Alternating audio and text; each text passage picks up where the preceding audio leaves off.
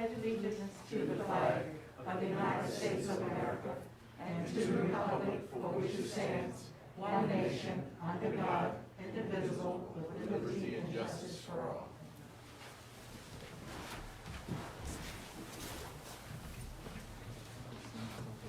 Back to approval of the agenda, please. I mean, motion to approve the agenda. So moved. Second.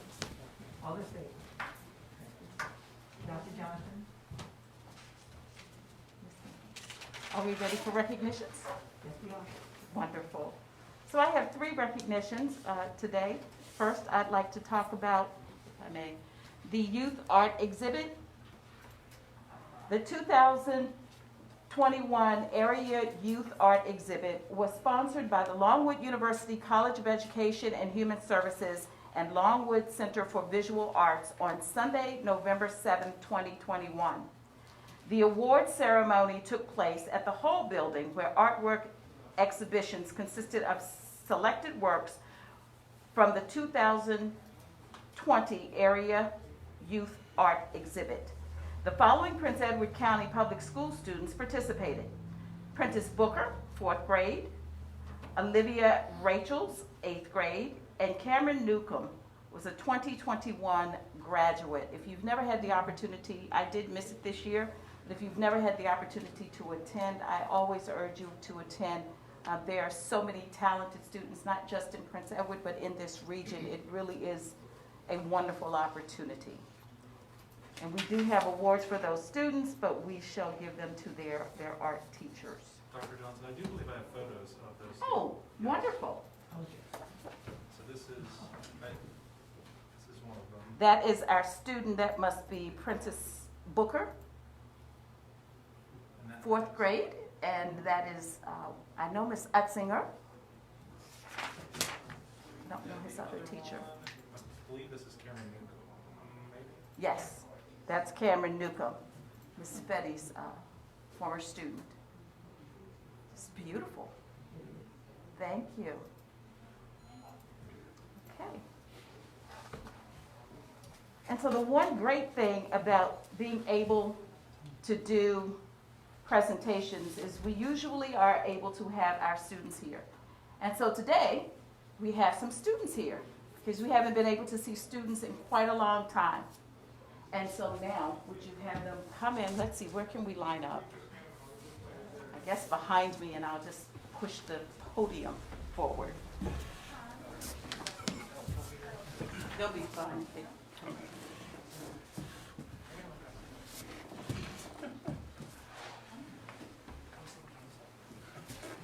We move the podium so folks can stand over there where those empty chairs are.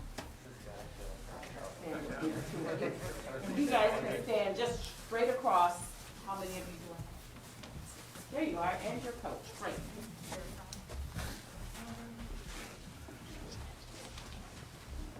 Thank you all for being here. We're very excited. We haven't seen students in 18 months. So we are very excited to have students here in the boardroom with us. Okay, the Prince Edward Boys Cross Country James River District Champions. The Prince Edward County Boys Cross Country team won the James River District Championship on October 20th at Randolph Hill High School. The boys team was led by James River District Runner of the Year, Tim Slater. Tim? There's Tim. There you go. Tim Slater finished in 1st place with a time of 17:51. Okay, that's seconds. That's in seconds. Not minutes. Minutes. Okay, other members of the championship team are 4th place Nathan Hamilton.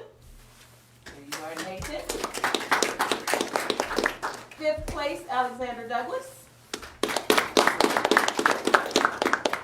11th place Isaiah Leonard. Richard, proudly, that's impressive. There you are, Isaiah. Great. Let's see. 12th place Alex Wright. Along with Griffin Beach. Griffin not here? Okay. Andrew Godfrey. Camden Libby. Landon here today. Tim Slater, we met you, and Alex Douglas. Well, I'm sorry, Tim Slater and Alex Douglas also qualified for the state meet. There you go, wonderful. Sylvia Himmer, a sophomore, won the JRD Girls Cross Country race with a time of 12:30.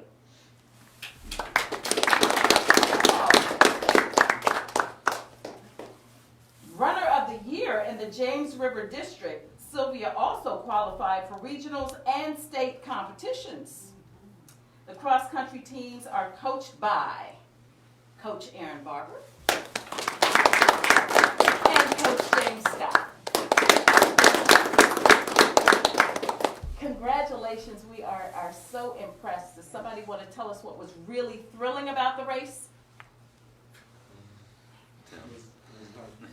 It was what? It was difficult It was very difficult? at that point, yes. Why?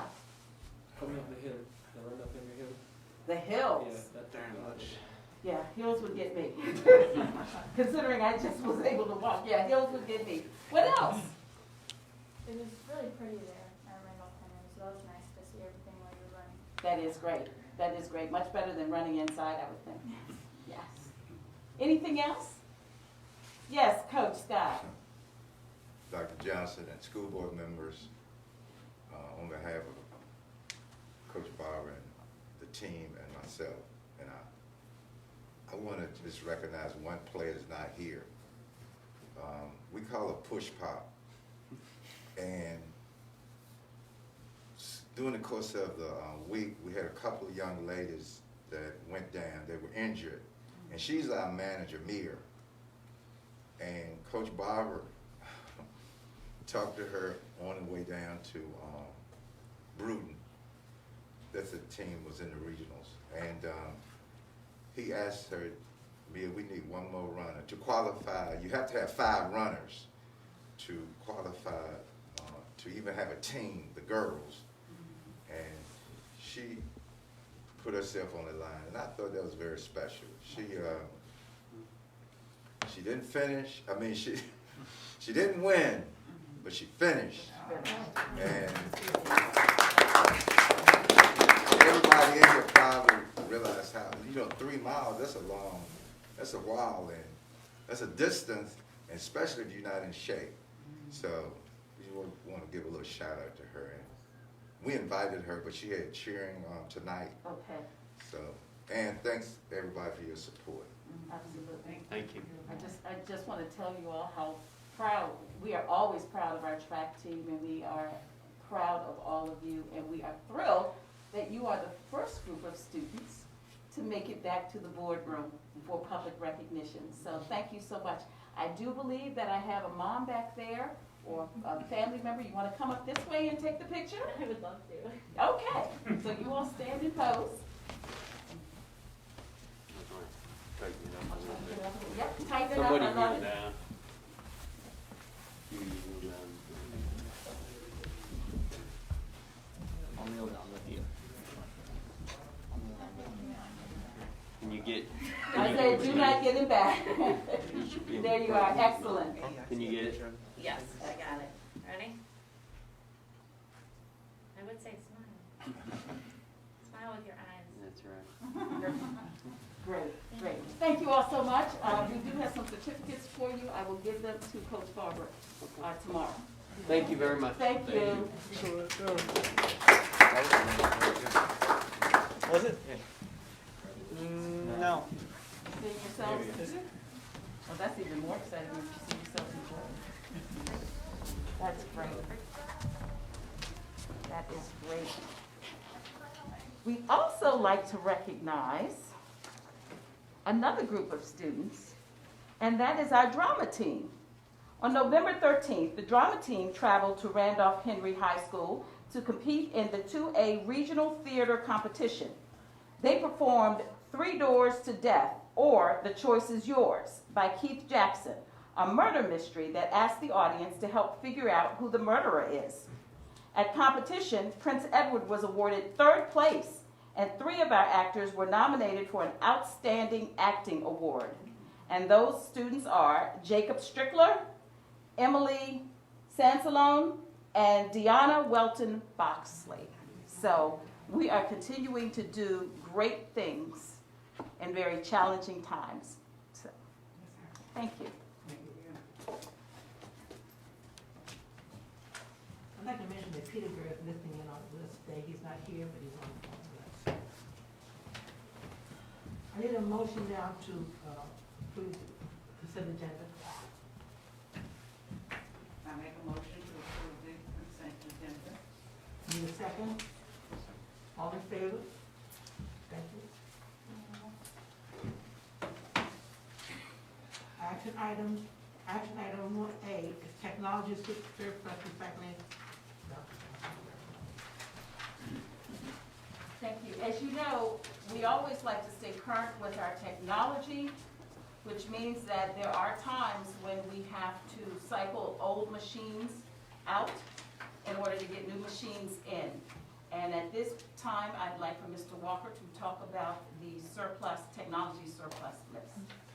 Good evening, board members and Dr. Johnson. This is a very quick action item that I bring to you each December. And it is so that we can go ahead and recycle appropriately our oldest technology. So we are still kind of catching up on some of removal of some of that. And this is items that are probably a decade or older, as well as some damaged items and items that just do not function in 2021 anymore. And we work with a company called Upcycle that provides us with a certified data wipe of everything that has data on it. So that is one of the reasons we go with them. There is no money exchange at all. They take it for free, and they provide us as a service the certification that everything has been wiped, our data is not out there, our student data is not out there. And so this is approval for those items. You have the list of the serial numbers of all those items by category. Any questions from board members? Move to approve. Second. All in favor? Thank you. Item B, request of appropriation of federal and state funds. Do you know, Dr. Johnson? Because, as we have stated in the past, we are doing much better with our reimbursements, and we want to make sure that we continue to spend our money very wisely. Ms. Virginia Jones will share two, I believe it is, appropriations of both federal and state funds, as well as the ESSER 3 funds. Ms. Jones. Good afternoon, Mrs. Warmack, board chair members, and Dr. Johnson. This evening, I come before you seeking approval, seeking approval for you all to request appropriations from the Board of Supervisors for federal and state funding in the amount of $111,727.72 to the school operating budget for this school year. This amount represents $107.480.72 Title I 2020 additional allocation received from VDOE, $1,000 of VISTA grant additional funding for this school year, $2,247 of carryover funds from 2019 for school security grant, a 25% local match in the amount of $561.75 is required for this grant. The local match will be covered by funds in the school division's operating budget. And the last one in the federal and state grants are $1,000 for the Piedmont Regional Detention Center Title I Part D additional funds for this school year also, which will actually give our grand total of our operating budget of $28,606,028.23. Any questions for board members? Dr. Does some of the Title I funds, is that some of the funds that go to the private school? Dr. Wallace can answer that, and yes, some of it does, but she can answer that. Yes, our Title I fund, Fuqua participates with our federal programs, and so Fuqua does get a portion. It's based on the number of disadvantaged students that they have from Prince Edward attending Fuqua. And then, they also participate with us in Title IV, which is not listed on here, but all of that has been presented, you know, in, But did part of this go to? well, when we get an increase in the allocation, we have to also appropriate that percentage of that to Fuqua, but it's all funneled through the public school division.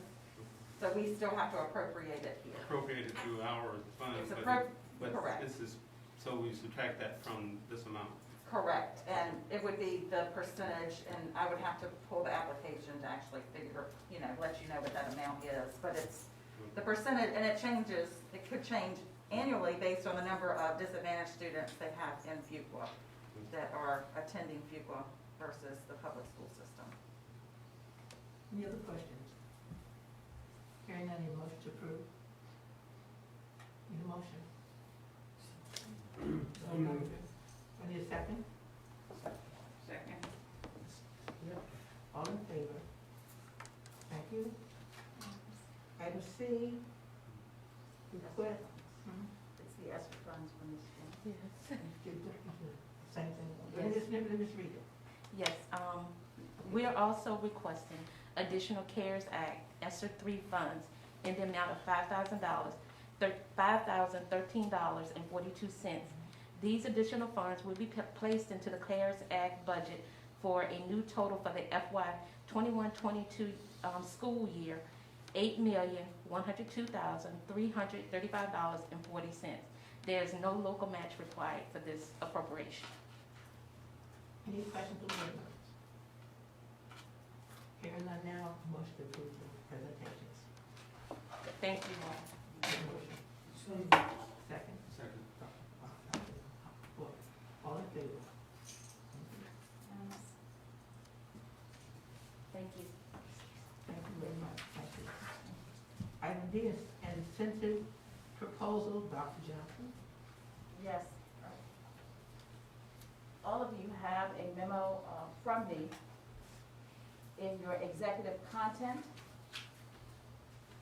We, senior staff and we have worked with our budget and been very, very diligent around our spending. And we are very aware of how hard our staff members, all of our staff members, our teachers, our custodians, food service, administrators, how hard all of our staff members work and how trying this year has been. We all expected it to be a little easier than last year when the pandemic began, but in fact it has not been easier. It's almost been more difficult just readjusting and helping our students to also readjust.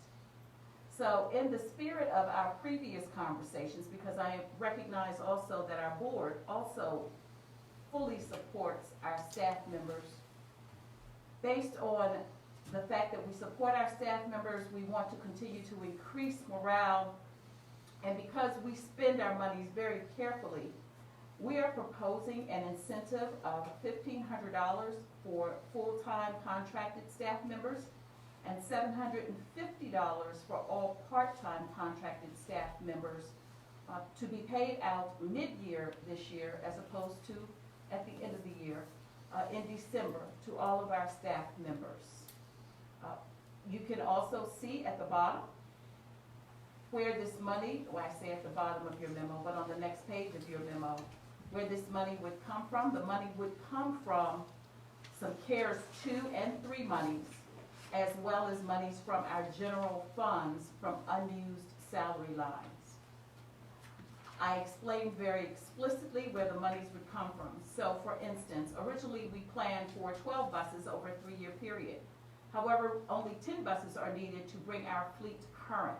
And bringing our fleet current means that we don't have any buses on the road that are older than 2010. We plan for 200 students per semester for Virtual Virginia for a 3-year period. However, only 88 students participated this year, and we do not expect more than 100 per semester, given the current enrollment. And then item 3, we were not able to fill the transition counselor position for first semester, though we are still looking and we still have it posted on our website. Although we continue, as I said, to advertise, the first semester salary can be diverted to this proposal. The same is true with the instructional salaries of at least 2 teacher positions. So if you look at the chart that we have presented, we would use approximately $517,560 of CARES money and $41,000 from our general funds for a total of $558,650.82 in order to fund this proposal. And again, this proposal was generated because, one, we know exactly how much you all appreciate our teachers and how often we talk about the morale of our teachers and staff, because the school system runs because of several different departments. We can't, not one particular category can survive and provide our students the best possible experience alone. So it is a collective effort, and we do expect to and continue to move towards trying to be united in excellence. So with all of that in mind, this is our proposal. Any questions from board members? Move to approve. Okay, is there a second? All in favor? Thank you. And so that you know, the monies will be a separate check to all of our employees in a few weeks, next week, prior to the winter break. Thank you. Thank you very much. Information items, information only. Academic discussion, Bridge Builders Program, Create Vacation Kits, Principal Cameron Peterson, Kanan Townsend, and Choice, and Chance Reynolds. Yes. Second, too. Yes, so, Second reading. nope, that's just the bridge builders. Mr. Blue. Bridge builders for right now, then we'll move to the other 3. With the Bridge Builders Program, if you remember, probably last year, maybe in April or so, there was a brainchild from the headmaster at Fuqua, Mr. Chance Reynolds, along with Kanan Townsend and Cameron Patterson from Moulton Museum. And they involved us, included us, and Ms. McQuaid Hicks has been our representative.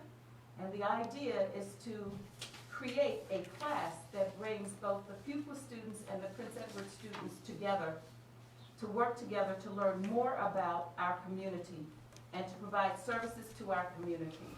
And at the end, there is a scholarship. It is a 2-year program.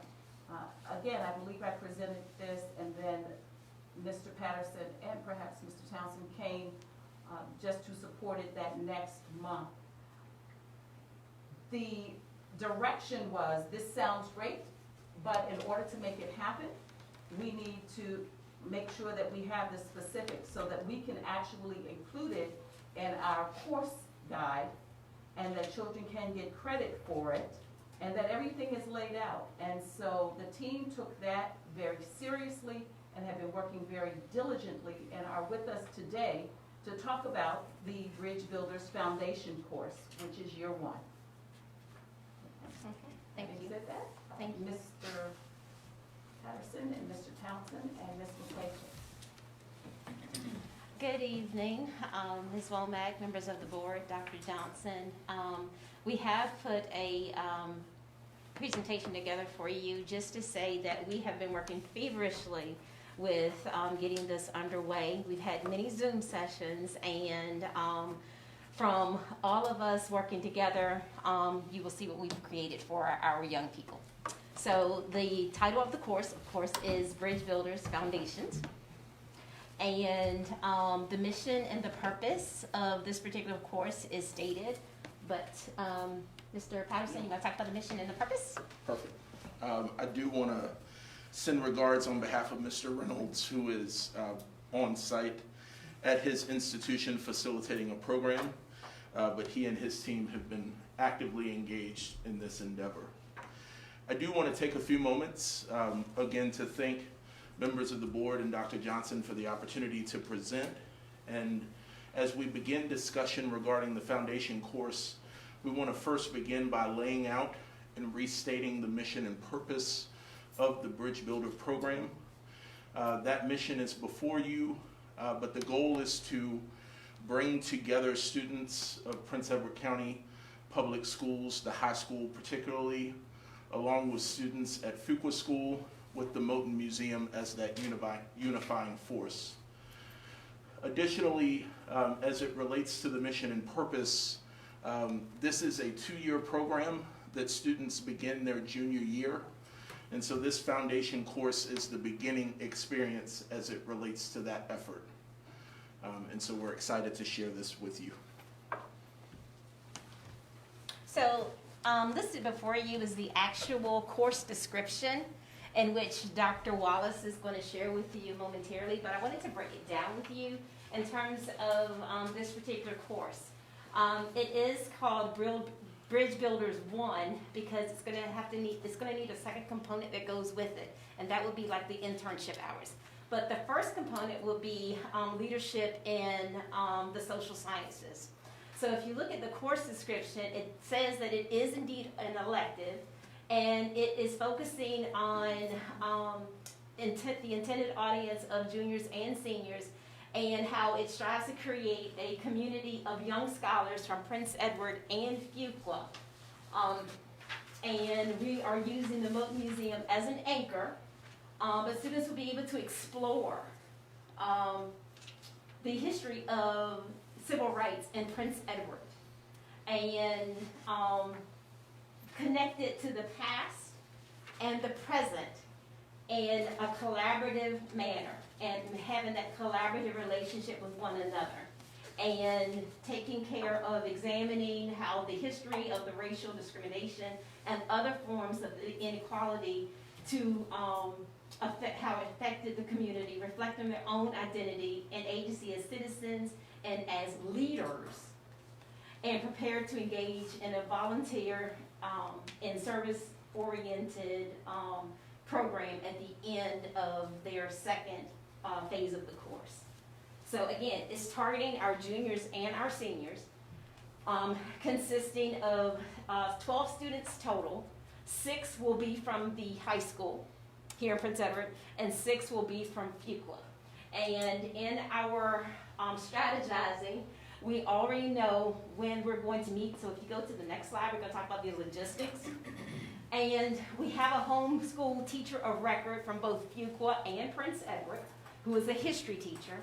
We have a selection process that, you want to talk about the selection process, Mr. Townsend? Okay. Yes, happy to do that. So, firstly, good evening, everybody.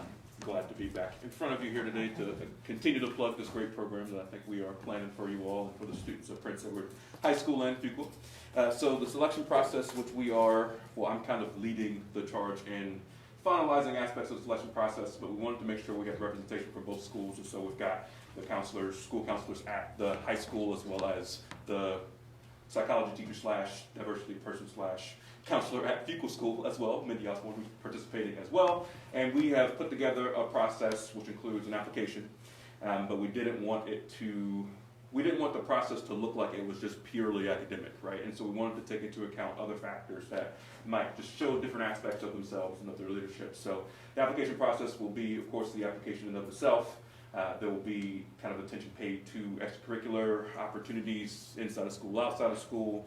There is a showcase opportunity for them. So initially we kind of conceptualized that as an essay, as you would for many others, but then we've kind of decided to go in a little bit of a different direction and decide you could submit an essay, or you could submit something that might be important to you, or maybe showcase a talent that you might have, whether that's a piece of art, whether that's videography, whether that's graphic design, whether that's interpretive dance, whatever that might be, right? Something that can express to us kind of some of your values and who you are as an individual. And then we'll kind of take all that information and go back, and certainly we'll want GPA and that kind of stuff too, but just to kind of get the student as a holistic person and not just purely merit academic, right? We want to build together a cohort as much as we want to kind of recruit specific individuals. So bring them in, and kind of the panel will kind of go through that, and we'll kind of build a cohort based upon that. So we really want to build a cohort that will be a cohesive unit, but also that will challenge each other, right? We don't want complete groupthink and groupthink. We want different people different schools of thought, et cetera, et cetera. So that's kind of what we're thinking with regards to that application process. And that will start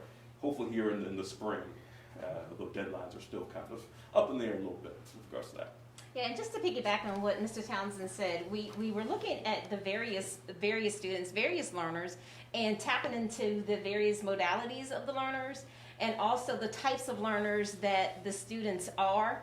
And some aren't strong in terms of writing essays, so we had to provide a pathway and avenue for those students that can showcase various talents in various different areas. So we were definitely, we challenged ourselves and we said, no, this is what we have to do to make sure that it's representative of our students, okay? So as I said before, we have 12 students total, and the location will definitely be at the Moton Museum 2 days a week. However, on Fridays, we wanted them to be at their home school, and on Tuesdays and Thursdays, they are going to be working on assignments based upon what they learned on that Monday and that Wednesday. And that Friday would allow them to integrate with one another via Zoom or Google Meet to work on their culminating activities. So that's how that whole week is being devised. Transportation, we will have to have transportation to the Moton Museum. We are working collaboratively. We have they have a grant that they have, and we need to work with Prince Edward and Fuqua to make sure that transportation is provided for the students. The text is listed, and we're going to talk about the text a little later in the slide. And then we also wanted to make sure that we involved in this the parent and the community aspect of it. So it won't just be for the schools, the Fuqua and Prince Edward. We wanted to involve parents. So we're going to talk about that in a little bit as well. Okay? So to get into kind of the crash course version of the kind of course and the course description, I wanted to provide a little bit of background about how we kind of developed and conceptualized this course, and then certainly I'm happy to answer any questions that you all might have. But in terms of the student learning outcomes for the broader course, I wanted to just kind of give you a little bit of background into our pedagogy. Of course, this class and this course aligns with everything that we talk about at the Moton Museum with regards to civic engagement, citizen leadership, social justice, education. However, I wanted to give you kind of a source of the framework that kind of was doing similar things and how we base some of our programming kind of upon. So if you look at this, this is just a snapshot from their kind of home page of the website, but Educating for American Democracy, there's kind of 7 key pillars or themes that are involved in that we will be discussing, and it kind of will run throughout everything we really do in this course. Right? And those are civic participation, our changing landscapes, we the people, a new government and constitution, institutional and social transformation, a people in the world, and then contemporary details or contemporary issues, et cetera, modern day, kind of anchoring it in the present, right? So I wanted to kind of give you, those are kind of 7 things that they talk about, and you'll see the kind of the way that the course flows. It's kind of like a timeline of sorts through not only, 1951 and 1964, but also kind of what is civic participation, and then how do you eventually lead that into going out and actually changing the world that we live in. The next slide. Okay, so here are kind of the student learning outcomes. There are 6 of them, just so you kind of have an idea about how the course is laid out. And I just realized that my font is very small, so I apologize if I pause. But so the main and kind of first purpose is understanding the history of Prince Edward County, more broadly, right? So you can come to Moton, you can get a tour, but that's usually 50 minutes to an hour. I mean, maybe you're lucky if you get 90 minutes, but that's not nowhere near enough time to actually immerse yourself in the history as it happened here, right? And it's even less time to connect those to the present and to see why things today in Prince Edward County, Commonwealth of Virginia, and the United States look the way that they do. So we really want to immerse these students into the history of Prince Edward County, especially with regards to civil rights, and then to kind of start from there, right? That's kind of as our foundation. Right, we want to analyze leadership through the past and present, and examples of change makers, the Barbara Johns, of course, but also the people who preceded her, right? The Martha E. Foresters, right? Israel Hill community that was here in Prince Edward County. We really want to talk about how things were set up, right? How the playing field was set for Barbara Johnson and her fellow students to do what they were able to accomplish, which not a lot of people here, let alone other places, probably would know about too much in depth. We want to analyze strategies of civic participation, for instance, of participation by those without full political rights. Examine how the history of racial discrimination and other forms of inequity continue to affect our community, so we see it evolving and kind of gradually saying, hey, like you've learned about this history, here's how it's very relevant, here's what you can do in your own kind of community. We'll engage as an active community members and examine tensions between personal interests and civic responsibilities, and then build this idea of civic friendship through informed civil dialogue and productive disagreement, right? And this goes back to the developing of the cohort, right? We don't want 6 friends from one school, 6 friends from another school who all know each other very well, because that's, again, that group think. And there's no growth in the comfort zone, and there's no comfort in the growth zone, right? We really want to expand horizons and mindsets through this process as well. The required text, the museum will cover any expenses for these, and certainly there'll be kind of supplemental articles and other texts that we might engage with over the course of the semester as well. But the primary kind of sources, I just wanted to kind of lay out in front of you, the latter 4 of which are our magazine projects, which are already free and virtual as well, which I'm sure a lot of you might be familiar with and or a part of. But those are there, and we certainly want them to engage with those local kind of community stories, as well as get kind of the background information and kind of primary source analysis through the first 2 kind of texts that we mentioned towards the left. They close the schools and the little child should lead them. All right, so just the way that we kind of outlaid the semester, right? Of course, it's 4 9 weeks, so we just did this over the first 2 9 weeks in that fall semester. So we broke it up into 6 modules. And before you go forward, I just want to say that this is very fluid in terms of the modules, but this is what we've come up with thus far, just to outline to you what the course will look like and what will be covered when. Okay? Absolutely. And so the 6 modules, and we broke them up into these 3-week chunks. And so first you got the intro, right? Intro into Prince Edward County, intro into what is civil discourse, right? What is civic engagement, civil disobedience. Then we kind of take that and go a step forward, talk about civic organizations, JCs, Rotary, Lion Clubs, organizations, like that. Then we slide into what is direct versus indirect action in weeks 7 through 9. And then we broke it up again, kind of starting from the beginning, all this background stuff that we knew about. Okay, how do we take this into formal processes, right? What does it mean to be involved in the court systems? What does it mean to advocate for legislation? And when is a good time to do that versus to take another avenue, right? We did the legislation and public policy, and then in the kind of final weeks, kind of late November into December, we talk about a lot of reflection. They'll be reflecting throughout the semester, but we'll do some very intentional reflection based upon the content and the processes that they've had the chance to learn about throughout that semester. We'll kind of close in terms of everything that we've been talking about the whole time, and then talk about future participation, not only in the bridge building process, but kind of civic engagement kind of more broadly.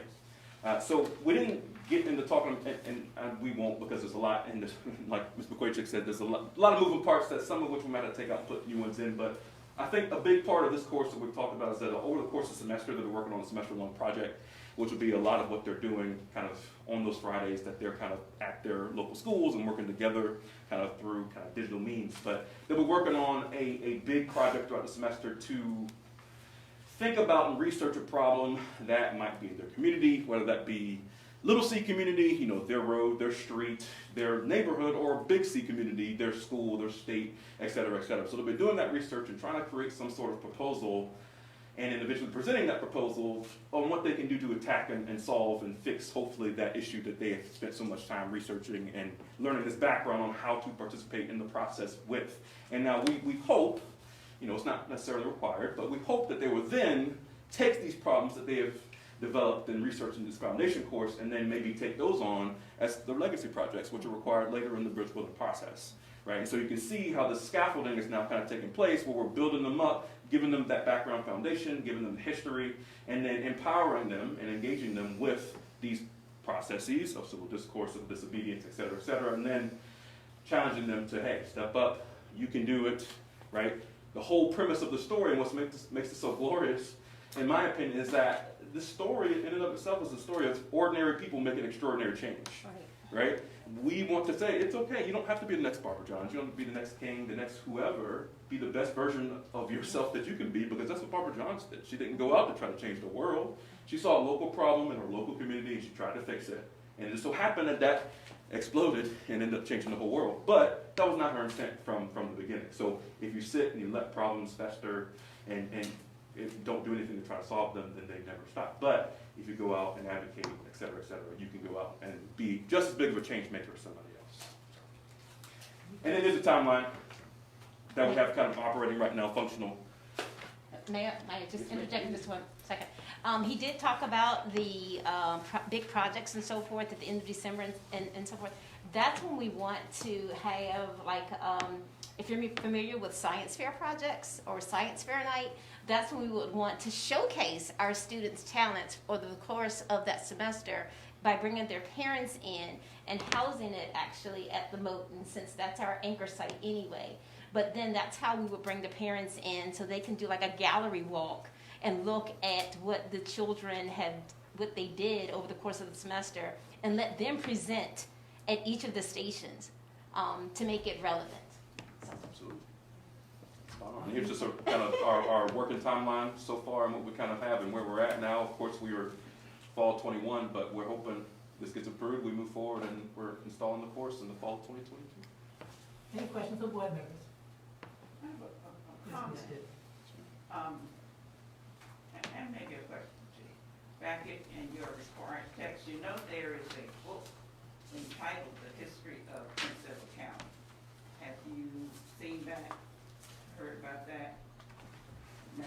Trying to think of I know a book. Who's it? Bradshaw. Bradshaw? Terry? Yeah. Terry Bradshaw? No. Sorry, that's the first Bradshaw. We're not talking football. I'm showing my age. football. Oh, okay, sorry. We're I'm not not a big talking sports football. person. That's his first name. Gotcha. I'm not familiar with that. I think it's William Bradshaw. William. Okay. Thanks, Mr. Carter. Big, it's not too big, kind Oh. of small, but it is there. Oh, okay. And I think the cover was red, is red, or it used to be red. Okay, let me say it. I was thinking yellow, but I'm not sure. Okay, but there is that book. Okay. That you might consider also. It's kind of hard to find, out of print, of course. Okay. But I did see it advertised on Amazon for $200 or $300. Oh, wow. So, the other thing, under the Student Learning Outcomes Foundation course, and number one, you said under the students will understand the history. What are they going to do to show you that they understand the history of Prince Edward County? I need a pathway to their understanding, a showing our understanding. You know where I'm going? I would say through their modules, working on their modules and working collectively during the week, and then on Fridays with the Zooms and reporting back. Works for me. I think that's And ultimately, their legacy projects too, I would expect. That's a culminating activity. I think Okay, it's kind of. Yeah. Yeah, I that's think the the reflections, I think we want a lot to be, I mean, of course, in terms of assessment, I mean, we don't think we conceptualize this to be very test, quiz heavy. I think they're getting plenty of that in other capacities, and so I think we want, the reflections that they'll be doing weekly, we really want them to be engaging. And that will, it'll be very clear if they are grasping, I think if they're grasping the topic or not, through some of the reflections. as well. Sounds good. I just need to. Oh, yeah, absolutely. Any other questions? Dr. Cook? I was just, in your application process, what do you vision as the ideal student or group that you're trying to bring together to participate, and how do you plan to really attract that ideal person? Well, the latter, certainly, I think, hope that both schools will be very helpful in that in terms of attracting students with regards to advertising. Certainly the museum will advertise in whatever capacities that we can, but we'll rely a lot on, and I think that's why we wanted to bring in the counselors from both of the schools, because they kind of have cast a very wide net with regards to the students and maybe who might have been traditionally overlooked for programs like this in the past, and this, that, and the other. I think we'll rely a lot on the schools and broader community members. So you're going to trying to make it inclusive? Oh, for sure. Like that? And I guess that goes some of to the folks that would have normally been overlooked. Exactly. but maybe have some talents, or what, is that what you're? Exactly, exactly. And of course, in terms of promoting it, if you approve of this said course, we're going to utilize our resources in terms of social media. We're going to put it on the announcements, and we're going to have our new teacher and the CTE that does web designs to design our posters for us to attract students, but also when our students go to register, because we start registration in February with course selections, it's very important that we have a description of what the courses are about, but we need to sell it to our students. So we have already been talking about the propaganda that we're going to utilize in order to sell it to our students. But yes, it's tapping into those students that don't normally have a voice, but you know they have a voice, but they have been dormant with their voices. So we want to stretch them in areas that they've never been stretched before. And that's the same, that's what you would expect on both, on the pupil side Oh yes, as well as oh yes, Prince Edward. oh yes. And Mr. Would Reynolds. it be, are you looking more at they're collaborating, but would they be contrasting personalities, or would they be similar personalities? I think we need to be very, very diverse. I think we need to come have all aspects of life, because if you get like-minded individuals, then you don't want everybody to agree with everything that you say. You want people that will challenge your ideas. So we're looking for individuals that will challenge one another's and their thought processes, but do so in a dignified way. In a way that will help our students to be better citizens and productive citizens. I think, once the cohort is underway, the ability to highlight the experiences of students as they are journeying throughout their Bridge Builder progression will help as we go to recruit future cohorts as well. So students will see their peers and the type of engagement that they're having. Yeah, my question was going to be, how do you determine success? And if it's successful, do you intend to expand and do some other things with it? So, we're starting out with this cohort of 12. When Bridge Builders is running full steam, there'll be a total of 27 students. I think the best thing that could happen is that the program is so popular that we're asking ourselves, how can we create more opportunity for student engagement? In the second semester of their Bridge Builder experience, as they are engaging on site with us at Moton regarding different volunteer and service opportunities, one way you might go about that, and we would still have to flush that out, is you have this cohort of students creating program opportunities for the rest of the campus communities to be involved with. So I think that's the hope, is that we're going to have to ask ourselves, how can we generate more resources to expand what we're doing? Any more questions? Any more questions? Any comments? I just wanted to say thank you very, very much to all of you for taking this idea and bringing it to fruition. And I also like to point out and thank you both for making sure that you are aligned with our mission. You are giving our students the tools that they need to be productive citizens in their community and to be knowledgeable citizens in their community. And that's what we are about. That is part of our mission. And so this is perfectly aligned. And I just wanted to say thank you for the hard work, because I know how diligently you all have been working. And I know Ms. LaQuay Chicks have been calling like every other week. Okay, where are we with the course? And she always says, we're working hard on it. We're working on it. And so this is evidence of that. So thank you very much. Thank you. Thank you. Thank you all. Thank you. That might be Bradshaw. Okay. Okay, now the first meeting of 2022-23 program. to sell it as a convention. Not only a challenge, but a convention.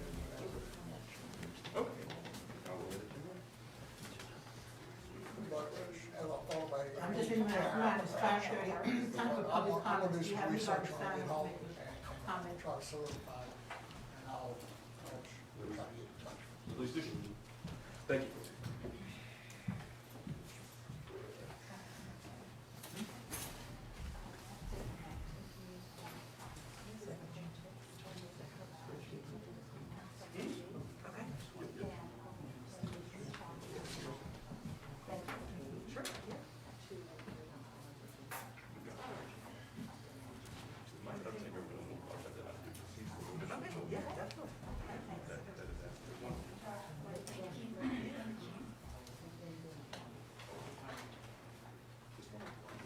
Now we're going for public comment. Mr. Josh Blakely. And please state your name and your address, please. Absolutely. My name is Josh Blakely, and I'm at 438 Timber Creek Drive in the Buffalo District. And I commented online, I would love to take this Bridge Builders class. So this is not a part of my prepared remarks, but my role at Longwood University is to foster place-based learning and to help faculty members create place-based courses.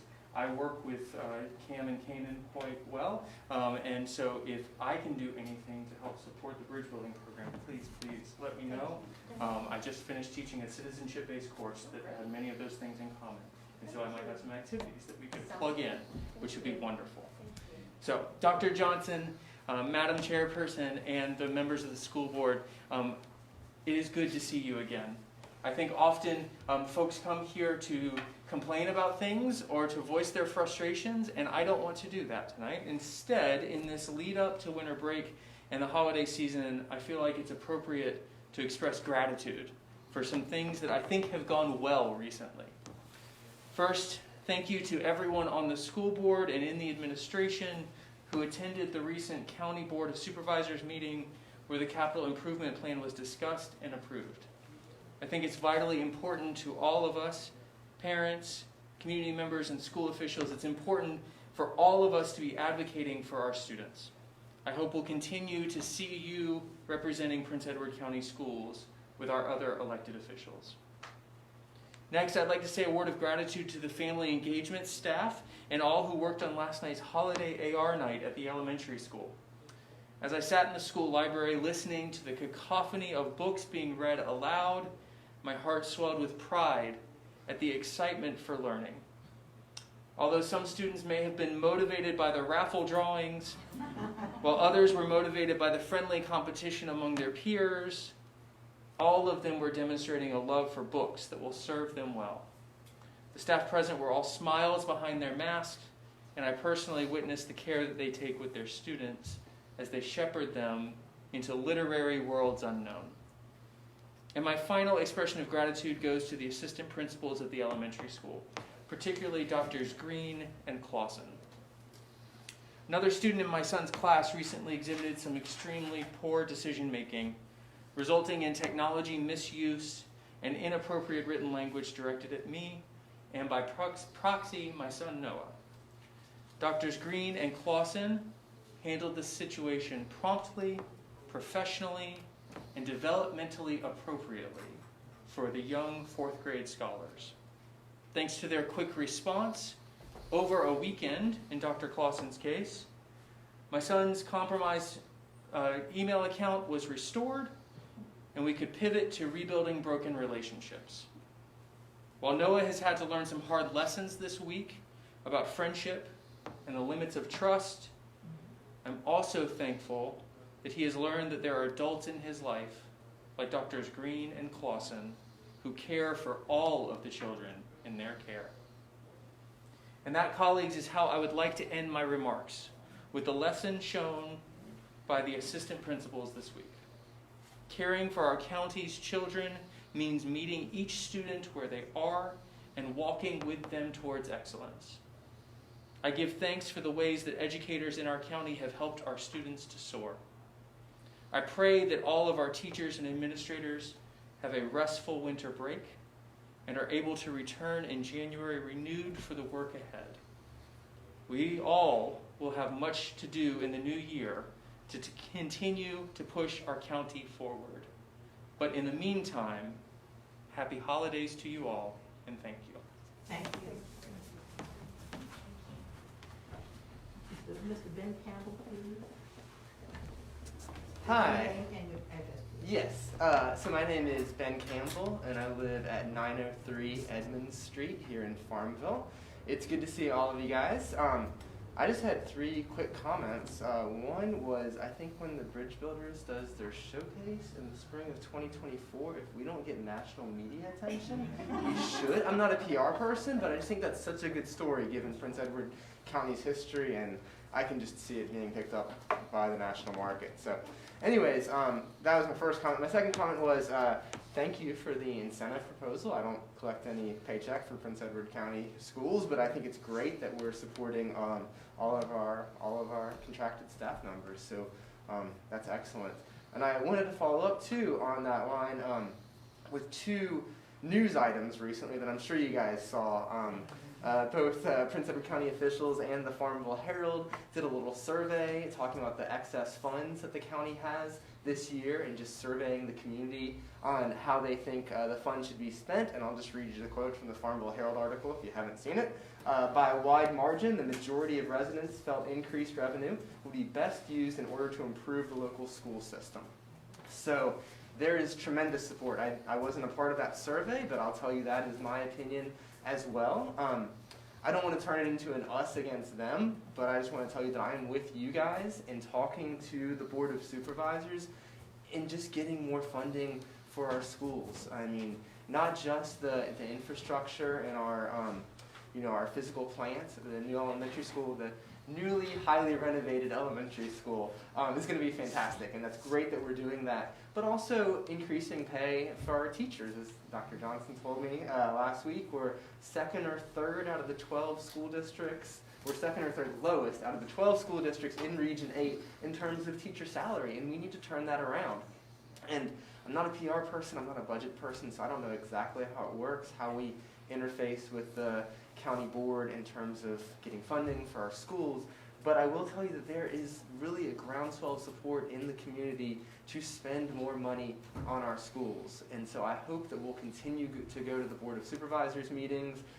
I'll be there, I think Josh will be there a lot of the time. Hope to see a lot of you guys there every month and just continue beating that drum. You know, there's money there, and the community wants to spend it on the schools. So I don't know what else math you need in order to make it happen. But the other news item I was just going to mention is the Richmond paper just covered that Roanoke is going to be one of the first cities in the state that's going to implement their 5-cent per plastic bag tax starting January 1st.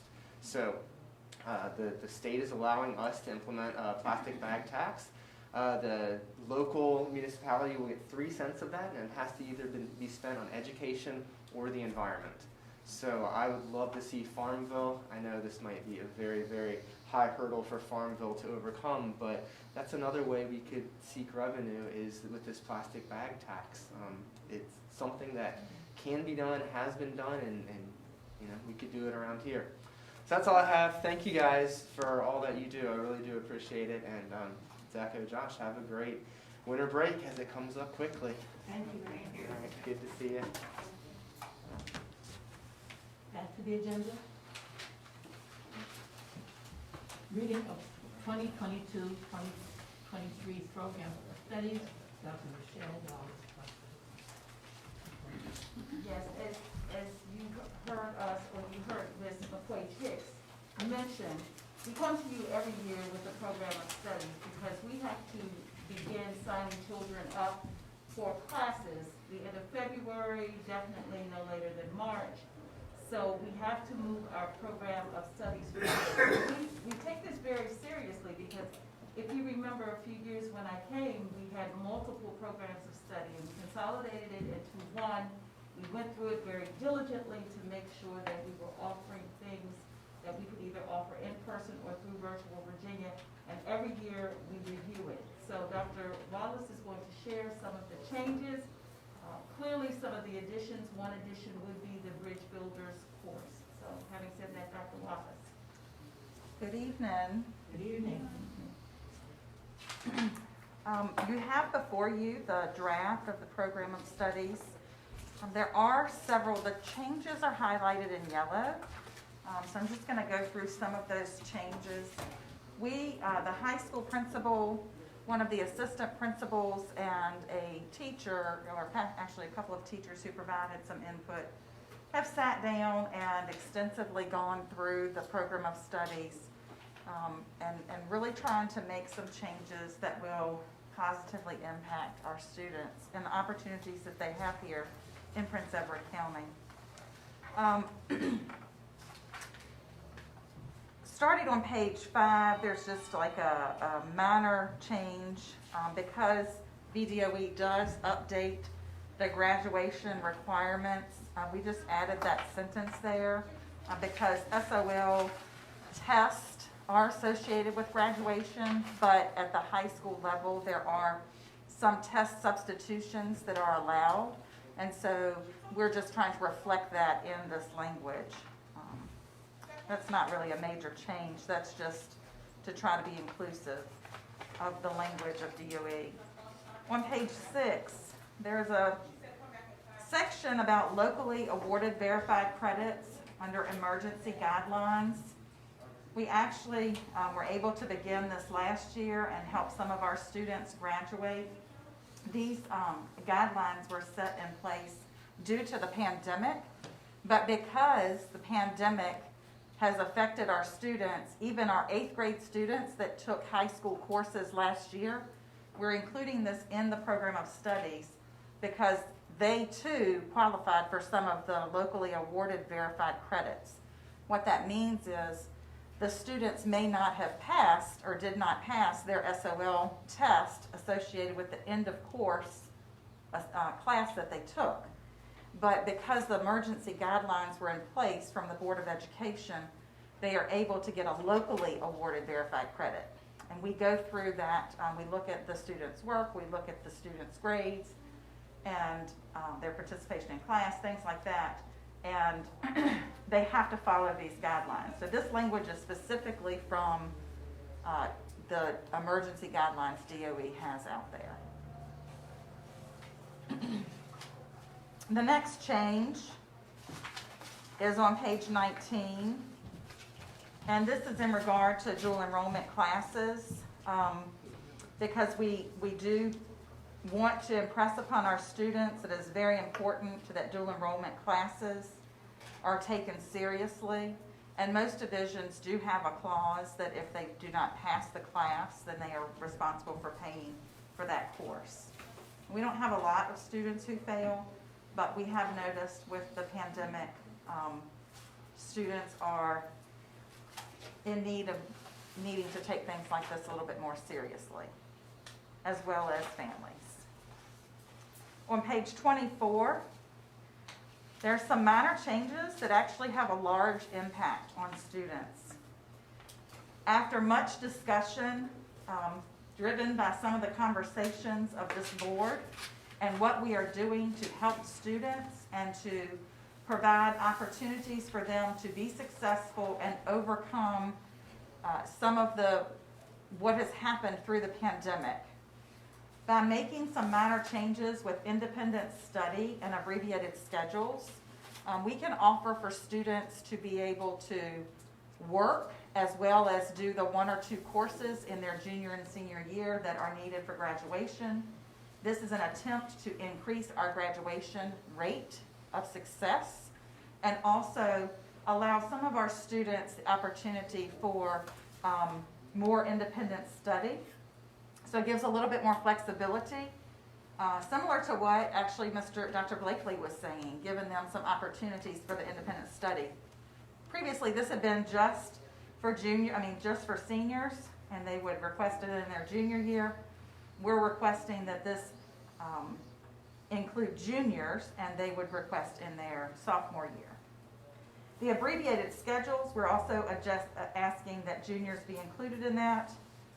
And it's becoming pretty typical that if students in Virginia have the credits that they need, and we have plenty of opportunities for them to earn their credits. If they complete those credits early, they can do, it used to be called a long, long time ago, work release, but it may be, this is, Prince Edward calls it abbreviated schedules. Other counties refer to it as different options. This abbreviated schedules, we've added some language so that students could arrive later or actually leave earlier based on whatever the master schedule of the school is. So what that might look like, for example, a student might go to governor's school in the morning. They might come in for their third block class, which is their English class, and then they have an abbreviated schedule and they can go to work in the afternoon. They still have to carry the full courses if they're going to be athletes, and so we would monitor that very carefully. We also might have situations as a result of the pandemic where students have need to pass one or two classes. They were possibly not successful their senior year, or they weren't successful in a course last year and they need to make up maybe one or two classes so that they can graduate on time. These abbreviated courses or schedules would allow for students to, if that class happens during second block, it would allow the student to come when that second block class occurs. And that way they might have to work, they might work that morning. So it just gives further options for our students to be successful. And it might be that they have something going on that is a volunteer event in the morning, or that they are supporting their family, because that is also something that we have heard a lot of with the pandemic. And so this is just minor changes actually that would make a huge impact on the opportunities that our students have for success. It also would help with our attendance, because they wouldn't be coming to school for the full day. They'd only be coming for those classes by which that they needed. Okay, the next change is on page 53. Now we're going to get into the courses. This course, the first course, is the Bridge Builders course that you just heard about. I'm not going to spend a lot of time. This is the exact description that was provided to you earlier in the presentation. This class actually falls right in line with our African American history class, which we added last year, but more on a local level, and therefore it gets a leadership in the social sciences is in parentheses, because that is what the VDOE course is recognized as that course. Local school divisions have the option to develop local courses specific, like this class, that reflect the needs of the community. And so that's why that leadership in social sciences is there. That is the course code for that course, but it is the Bridge Builders course that is specific to our community. Page 54. Beginning on 54, we have a lot of new courses to add. Now, I'm not going to go through every course, but what I would like to point out to you is that having these changes with our agricultural program allows for multiple student pathways for success of earning the required career, college, and civic readiness needs that our students have based on the profile of the Virginia graduate. We have an agricultural teacher who is qualified to teach all of these courses. We would have to carefully plan when these courses are offered. So not all of these courses would be offered at the same time every year. Rather, she will stack the courses so that it makes logical sense for her students and the needs of those students. These courses also lend themselves to multiple partnerships that allow students to get internship opportunities, work experiences, so that they can earn different certificates and be employable when they graduate from high school. Some of these courses, if the whole course is not highlighted, then it was just the change to that specific. So we already had the Agribusiness Management 3 course, but we specify that this is a 12th grade course, as an example. But the Foundations for Agricultural, Food, and Natural Resources now becomes a foundational course that is the first in a sequence. So VDOE requires that students take sequences of courses, Course 1 and Course 2. Those sequences are now, we have much more wider options for our students to do those course sequences by adding in the different classes that you see here. So the, and also, that's all right. So if you scroll down to where it says Animal Science, Vet Science Pathway, right there. What a pathway is a selected, just as it says, a selected pathway that students would group courses together for either a certification or for a concentration, so to speak, in that area. And this is where we say that the careful planning would need to occur. And even with flexibility of our teacher, she could have students that are in 2 different courses that are in the same pathway within the same block of time.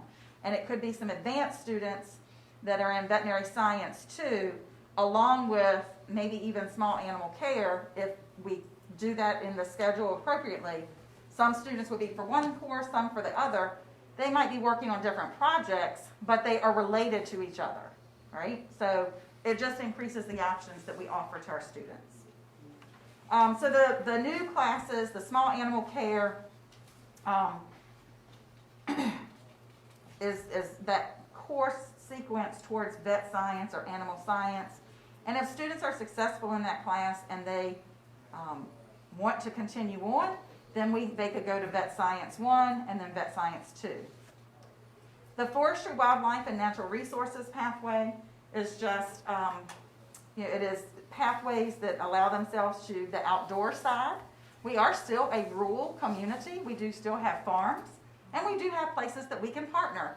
And in fact, the outdoor recreation, parks, and tourism would be a course that maybe we could partner with Sandy River Outfitters just down the road, and I've actually spoken with him, and he was very excited that we were offering a course that he could partner with students and they could come and intern at that facility and even work there. So it just allows for some other community partnerships to grow within our school community. The Plant Systems and Science pathways, we have a football field. And so that becomes the lab for that course. The students can learn about the management of our turf grass on our fields. The floral design, we can partner with some florists here in the community to give those students options to work in those areas and plan for careers that they may go into in this area. The Power Systems pathway is again that agricultural, and we're adding those advanced courses. That's because we have a lot of students that already take the Intro to Power Systems, and this just gives them that other pathway so that they can take the second course in that sequence. The production pathway is about the business, the farm business management. And then, so that concludes the different pathways for agriculture. Under Business and Information Technology, we are adding 3 courses. Cybersecurity is one of the up and growing professions, and you don't have to have a full college degree to do cybersecurity. These courses, we have a teacher who is qualified to teach this. We also have 2 technicians who are cybersecurity certified in our division, and our students could work alongside those 2 individuals for internship experiences right here in our school division. In fact, that's probably one of the reasons we were able to respond so quickly to Mr. Blakely's, the child's incident. Anytime that we have things like that, our security staff, information security staff, works on the back end of that. And so wouldn't it be great to prepare our students to go into a field of cybersecurity? Also with FAST-C, not far down the road in Blackstone at Fort Pickett, FAST-C is one of, the cybersecurity is one of the areas that they have as career paths for children to take. So that's also another local opportunity right here in our community or nearby. The next changes are on page 61. Teachers for tomorrow, we have a teacher who is trained to teach this course. This grew out of a partnership with Longwood. Longwood has been trying to get us to, they are very interested in helping us get this course going. They helped pay for our teacher last year to get the training for this class. And so the timing did not work out that we could introduce the class for this school year, which is why we now want to introduce it for next school year. Entrepreneurship is a class that can be taken with any of our CTE courses. So it's under the Career Connections. Usually it's taught by a business and IT staff member. However, students can choose that course to be a second course in any sequence. We also have staff members at Longwood and Hampton-Sydney. Hampton-Sydney offers an entrepreneurship class. And with a partnership that we have with Longwood already, they have the Farmville Innovation Hub, and that is something that is growing. I'm not sure that you've heard about that, but they're going to have a place where entrepreneurs locally can go and try out their products, test their products. They offer course content free to us, but we can't really put our kids in that class because it's not in our program of studies. And that concludes the changes to the program of studies. Again, lots of changes, a lot in the area of agriculture. That just increases the pathways. It does not mean that all of those courses would be offered each semester. We will carefully plan, but by having them included in the course catalog, it allows us the option to be able to serve our students in that way. Any questions for board members? You have one? You have one? Yes, well, I guess All comments.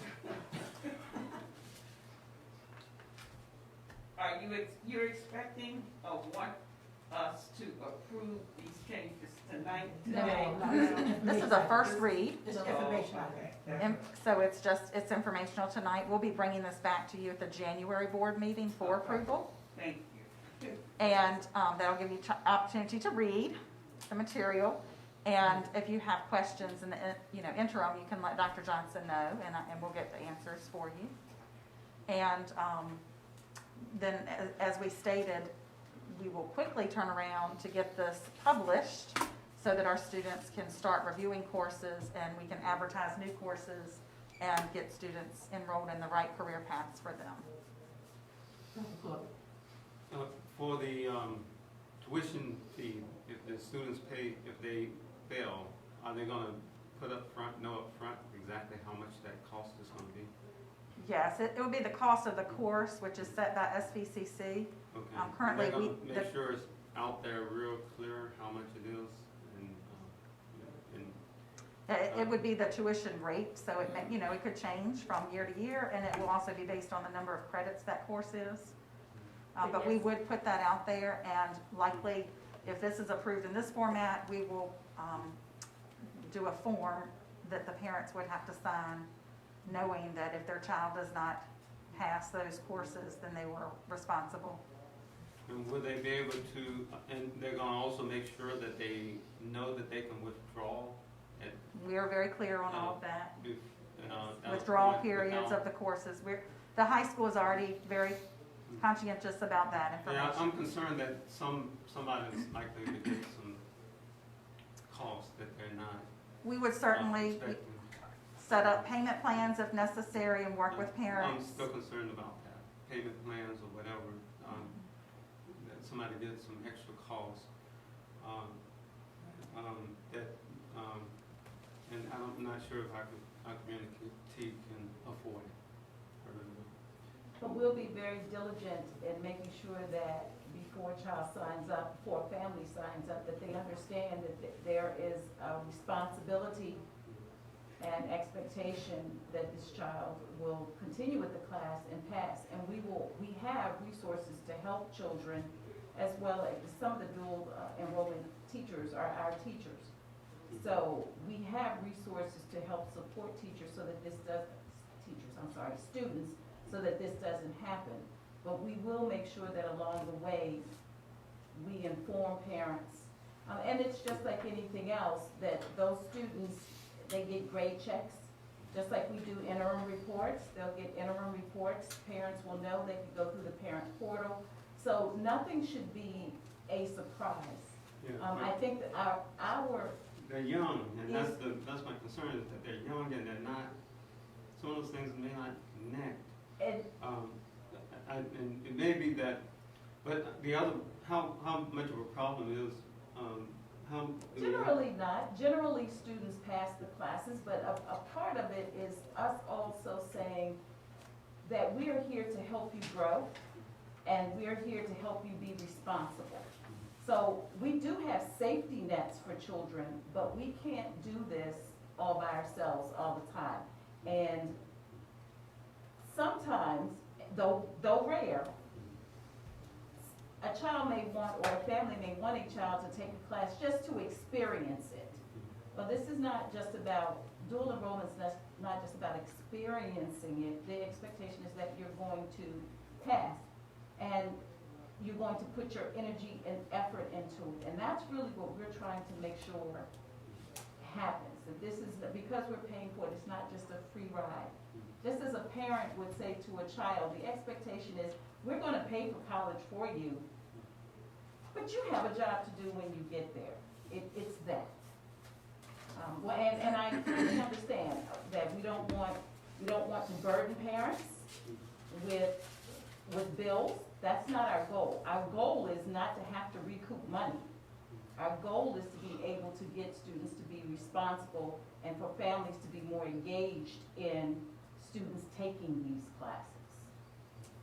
Again, just not a free ride. Everybody has to do their part. Any more questions? Just a comment. I'm delighted and impressed with all the additions, and want to thank, I'm sure there's a number of people that put this together. Thank you.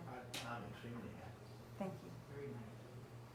We're very excited about the changes, and the teachers are as well. So, yes. Anyone else? Okay, hearing none. Thank you very much. Thank you. I have another problem here. Another public participant is waiting outside. And I need to ask you guys whether you're willing to reopen the public comment section after you have finished this presentation. We'll go to the next presentation. Well, it would be now. I'm going to come down. Yeah, it would be. That's what I'm saying. Yes, ma'am. We'll be on the presentation. Does the board agree to have the person come speak to us for 5 minutes? It's okay with me. Board? Did the person know that there was a time that should have been here? I think so.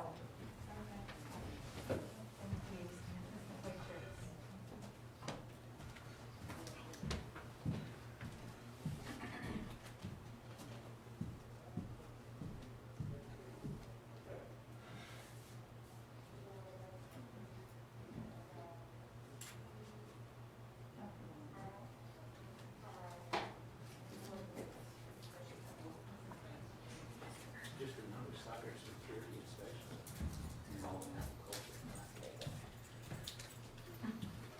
Good evening. Well, I'm sorry, I was here at 4 o'clock. I wasn't aware that the public forum wasn't until 5:30, so I had an appointment. I got back a few minutes late. Okay. Let's have you state your name, where you live, and give us 5 minutes by the clock. We want going back and forth with you, but we're responding to you in writing. Okay. Okay? My name is Shaquella Brown, and I live in Hampton, Sydney.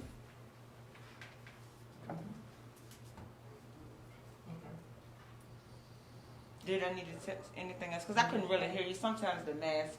I'm sorry. I was at the address. Oh, 238 Highway Shop Road, Farmville, Virginia. Thank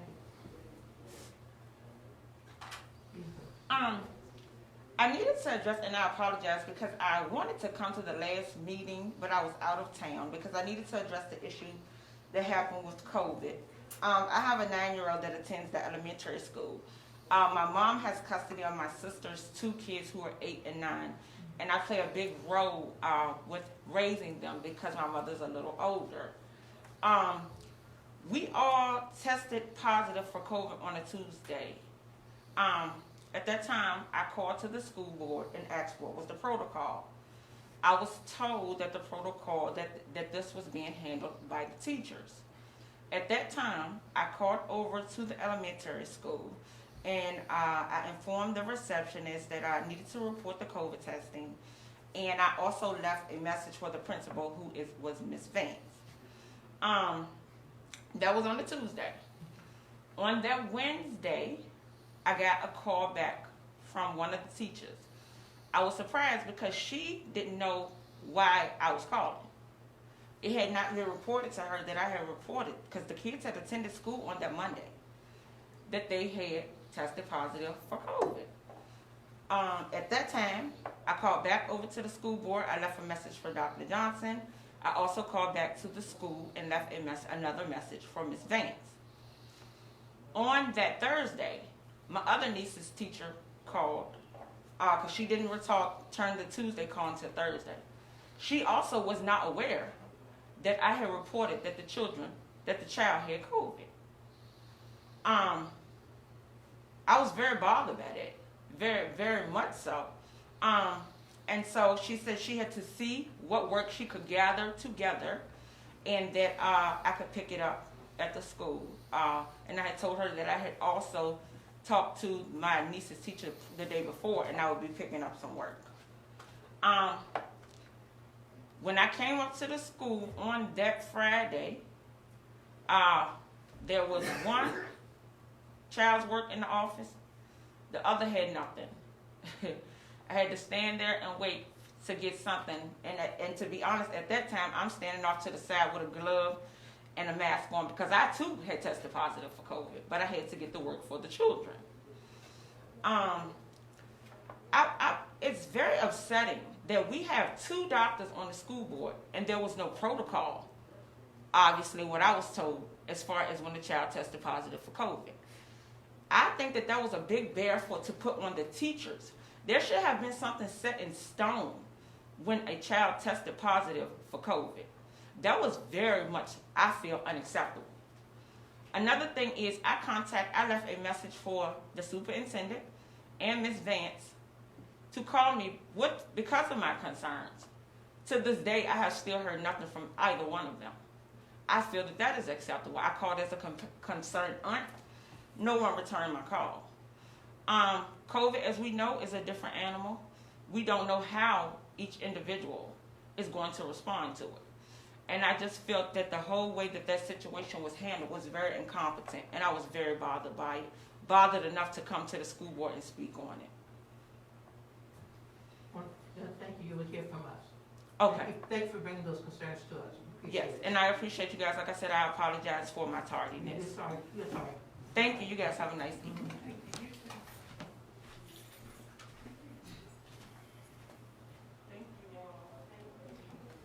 Corrective action plan, Dr. Johnson. So as I do monthly, I provided you with the updates, the December updates. So this is everything that has happened since our last board meeting.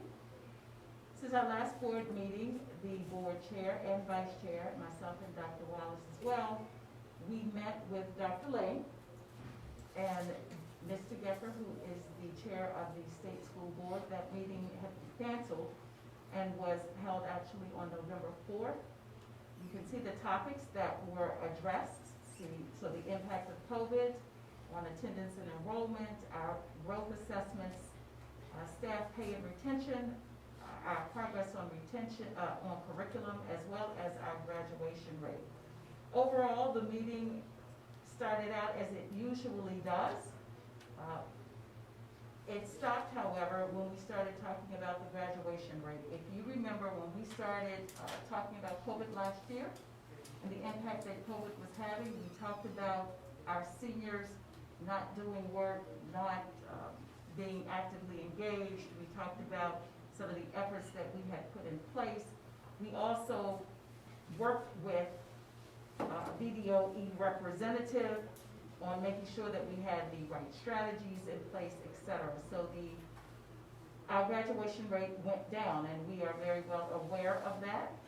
That should not happen this year. In fact, we expect to recover significantly. We had 14 students who really did not do any work. We also reported that information to the Board of Supervisors. When I went to share, we also then talked about the fact that we had some students who just were not doing the work. And that is after our high school staff had visited families at homes, at jobs, had made phone calls, etc. 9 of the 14 students, however, that did not graduate returned this year because they want to finish. So that is the very positive and exciting part of that they have returned to complete their coursework. The other thing that has happened with part of that discussion, actually let me go back to part of that discussion, was around teacher retention and teacher pay. And the comment was made by the state that our pay rate is very, very low, and that is why some of our teachers actually leave. We have discussed that before as well, and it is also a topic that we continue to explore. We will continue this year to work with the BDOE graduation monitor, again, to make sure that we get all of our children across the stage. I have also made contact with the superintendent in Petersburg, and they have some innovative strategies going on. They have one particular residency that they have developed with one of their local universities, VCU. That's very, very interesting, and so I plan to continue discussions with her regarding that. The next corrective action plan meeting was scheduled for November 8th, so that was 4 days after our meeting with the state superintendent. That was canceled because the Office of OSQ realized that we have been doing, Prince Edward, we've been doing a lot of work and a lot of quality work, and so we were given the gift of time, as it was called, and we truly appreciate that. Our next meeting will be January 10th. And then finally, we usually have our liaison here, Dr. Cox. Dr. Cox is transitioning to a new position. So we will have either late winter or early spring, we will have a new liaison working with us. In the meantime, I will continue my every other week conversation with OSQ and the head of that department. And the board of BDOE has been very hopeful and continue to make themselves available to us if there are concerns that we have. Thank you. Questions of Dr. Johnson? All right, hearing none. We now have the summaries of the meeting of the Virginia School Board Association annual convention from school board members, committees, couple at least one, and just give a brief synopsis. We have a still long schedule to go. Anyone want to speak about it? What they observed? I was a bit disappointed that so many meetings were not streamed. That's all a topic that caught my eye and then not streamed. The keynote speaker, a couple of things I really liked. He emphasized handwriting, and one of his last lines was empower those below us to arise above us. On school law, $1.3 million was awarded in that Gloucester case. So that's not petty change. And part of the rationale for the courts deciding that was that they said that the bathrooms already provide some privacy by way of stalls. But I wonder how many of these people go into male bathrooms, because I'm not seeing many stalls in male bathrooms. And then the final thing, on the broadband gap, it probably doesn't pertain to us now, and you probably already know about this. Cadgett, they claim to have up to 5 times faster speed, and grants are available. And that's all I have. Thank you. Thank you. Anyone else? No, well, I looked at a few of them, Williamsburg and James City, but the school districts, they met as a panel, and the relationship between the Board of Education and the Board of Supervisors. I was very interested in that. And the panel consisted of the superintendent, et cetera, et cetera. and so forth. They discussed how important it is that we have respect for each other and of each other's roles in community. And that's very important. How some folks wants to pit us against others by taking some problem to the Board of Supervisors instead of coming to the Board of Education. They questioned what has the board done jointly to educate about each other's role at the Board of Education and the Board of Supervisors. And the school board orientation, the role of the Board of Education, the role of supervisors is important for us to have. I felt very impressed with some of it because we're doing some of the same things here in Prince Edward County lately. You know, the chair, vice chair, and superintendents met with the president, the vice president, and the business manager to talk about the construction of the new school. And the fact that we had a meeting with the whole board and the board of supervisors, that was wonderful for us. So it's a new day for us, and I hope that'll continue. That's it. I'm sure. Yes, Ms. Okay. Ms. Stiff and then Ms. Fox. Ms. Stiff? Who was first? I don't know, if that's what we meeting, but the spot go first. All right, yeah, I watched as much as I could. I thought the session on school law was pretty good. I don't think it answered all the questions that I had, particularly about transgender students. I think there's still a lot to be said about that, a lot to be decided on that. But I really did enjoy Frank Beamer's talk.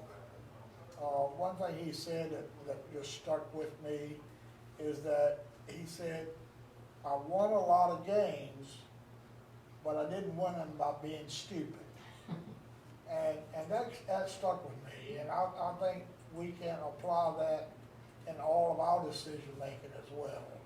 You know, we make a lot of decisions today, and as teachers, I can speak for a lot of us as being former teachers. You know, we make hundreds of decisions a day. You know, and most of them you don't make by being stupid. You know, when the child says they need to go to the bathroom, you probably know whether that child needs to go to the bathroom or they need to go make a phone call. And you have to make a judgment call. And, you know, I never had a child use the bathroom in my classroom, and I denied a lot of students the right to go to the bathroom. So, you know, you make a lot of decisions. You win a lot of games, but not by being stupid. And I just thought he kind of hit the nail on the head with that comment. All in all, I thought the conference was good, even though, you know, I had to do it virtually. I think I missed a lot by not being there. I know a lot of good food, but, you know, virtually is better than not at all. Thank you. Thank you for it. Ms. Stiff? I was impressed with Annie. Annie. Yeah. What I gathered from Annie was that we need to tap into the different modalities of how students learn. And some of our students today, I know, are operating to a degree like Annie operated. But we seem to be kind of structured in the tunnel vision that we are not looking outside of the possibilities or other avenues for engaging our students. Annie said she couldn't read, but she could listen, and she could implement what she had heard. We need to look at that sometime. So I was most impressed with Annie. And as she said at the end of her presentation, oh, by the way, I am Annie, something, something, something. We knew all along that she was the lady she was talking about. Thank you so much. Anyone else? I actually did go live. And I did like the Falls Church presentation on how they brought the community together. They didn't have a lot of resources, but they were able to utilize their resources to come together and bring the community together and really navigate through the pandemic really well. Kind of like the vision that's been able to pull together, the community and activating the community and being able to just elevate our schools. But it seems like their schools are in the forefront in their community. And then I went to a presentation by Pulaski, in which they ran, and I was just impressed by the history that Pulaski actually has,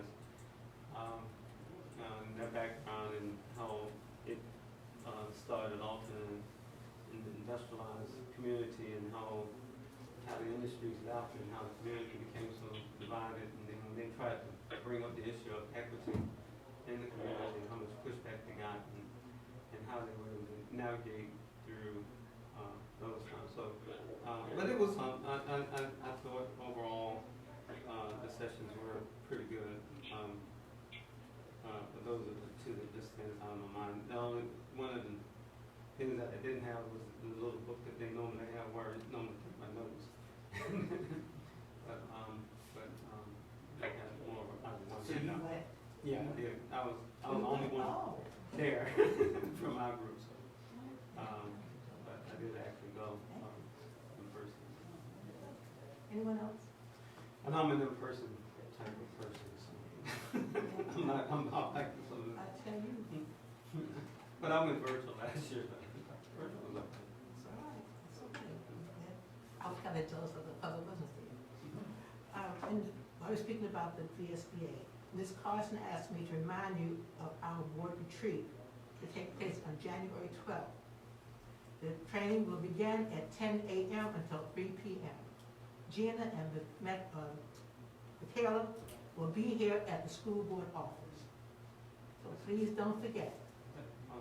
January 12th, we have a board meeting that day. We'll just kind of rest ourselves between.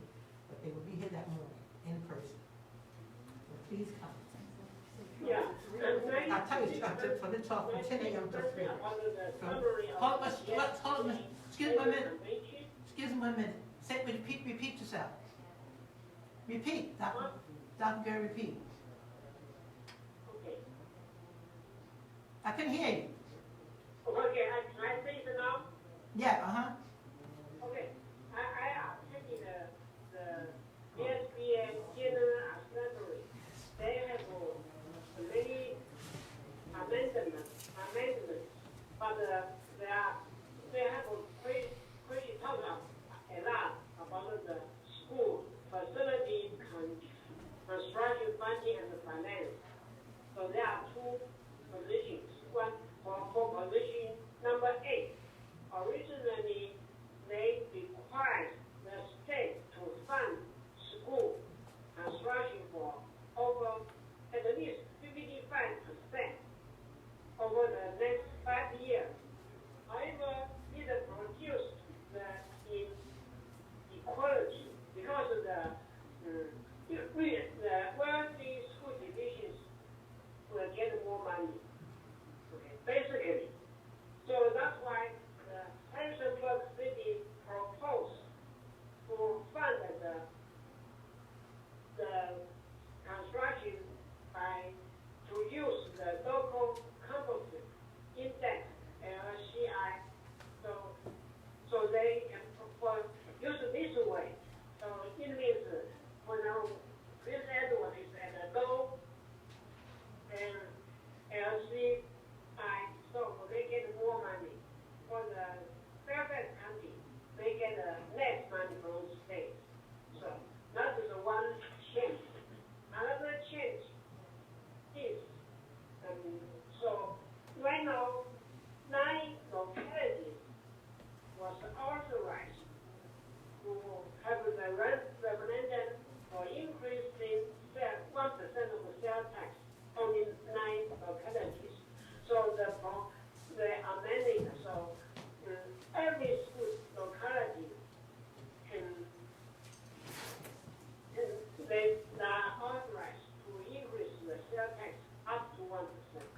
So that's what I'm interested. Thank you very much. Thank you for attending. Thank you so much. You heard the announcement, Dr. Burr, about January 12th. The training will begin at 10 a.m. until 3 p.m. Gina and Michaela will be here at the board office. So just be here on January 12th from 10 until 3. Thank you. Thank you very much. Okay, you're welcome. Thank you so very much, too. All right, the calendar, please.